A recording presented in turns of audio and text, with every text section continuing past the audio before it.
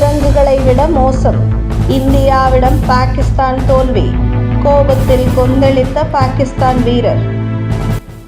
சமீபத்தில் துபாய் சர்வதேச மைதானத்தில் இந்தியா பாகிஸ்தான் அணிகளுக்கு இடையேயான போட்டியில் இந்திய அணிக்கு விராட் கோலி சதமடிக்க பாகிஸ்தான் அணியை எளிதாக வீழ்த்தி இந்திய அணி வெற்றி பெற்று அரையிறுதிக்கும் தகுதி பெற்றது.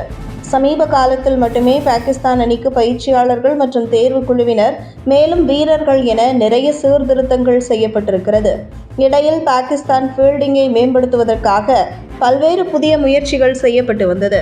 ஒவ்வொரு தொடருக்கு பிறகும் ஏதாவது ஒரு மாற்றங்கள் உறுதியாக பாகிஸ்தான் கிரிக்கெட்டில் நடந்தது. இருந்த போதிலும் கூட பாகிஸ்தான் தேசிய அணி குறிப்பிட்ட வெற்றிகளை பெற முடியாமல் தடுமாறி வந்தது. இந்த நிலையில் ஆஸ்திரேலியா மற்றும் தென்னாப்பிரிக்காவில் ஒருநாள் கிரிக்கெட் தொடர்களை வென்று நம்பிக்கை கொடுத்தது. இந்த நிலையில் மீண்டும் பாகிஸ்தான் அணி படுதோல்விகளை சந்தித்து சாம்பியன்ஸ் டிராபி தொடரில் இருந்து வெளியேறி இருக்கிறது. இந்த தொடரில் முதல் 2 போட்டிகளில் நியூசிலாந்து மற்றும் இந்திய அணிக்கு எதிராக தோல்வியடைந்த பாகிஸ்தான் அணி இந்த தொடரில் இருந்து வெளியேறியது.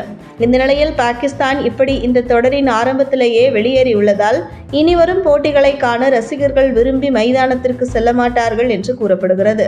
இந்த நிலையில் முன்னாள் கிரிக்கெட் வீரர் ஷோயிப் அக்தர் ரிஸ்வானை கடுமையாக வார்த்தைகளை பயன்படுத்தினார். இது குறித்து பேசிய அவர், வீரர்களுக்கு எதிராக எனக்கு தனிப்பட்ட முன்விரோதம் எதுவும் இல்லை. எனக்கு மட்டும் பணம் தரவில்லை என்றால் நான் இங்கே வந்து பாகிஸ்தான் அணி குறித்து விவாதத்தில் கூட பங்கேற்றிருக்க மாட்டேன். உண்மையை சொல்ல வேண்டுமென்றால் பாகிஸ்தான் அணி குறித்து பேசவே எனக்கு விருப்பமில்லை என தெரிவித்த ஷோயிப் அக்தர் மேலும் கடந்த 14 ஆண்டுகளாக பாகிஸ்தான் அணி சரிவை நோக்கி சென்று கொண்டிருக்கிறது. ரிஸ்வான் போன்ற பைத்தியக்காரனை எல்லாம் கேப்டனாக நியமித்து வினோதமான வீரர் தேர்வை எடுத்தால் முடிவுகள் இந்த மாதிரிதான் இருக்கும் என்று ஷோயிப் அக்தர் கூறினார்.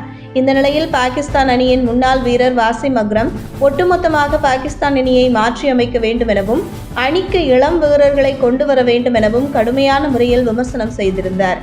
இந்த நிலையில் இந்தியா பாகிஸ்தான் அணிகளுக்கு இடையேயான போட்டியில் இடைவேளை நேரத்தின் போது நடைபெற்ற ஒரு சம்பவம் குறித்து பேசியிருக்கிறார்.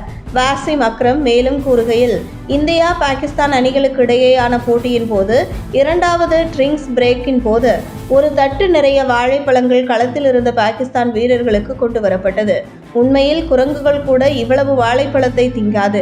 இதுவே எங்களுடைய கேப்டன் இம்ரான் கானாக இருந்திருந்தால் எங்களை அடித்திருப்பார் என்று வாசிம் அக்ரம் கூறியிருக்கிறார்.